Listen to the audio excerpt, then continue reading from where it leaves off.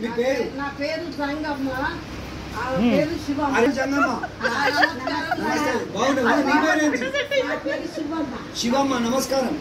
బాగున్నావా? చెప్పి ఏ కథ చెప్తారు కదా? బాలనాగమ్మనా? ఓకే చెప్పండి.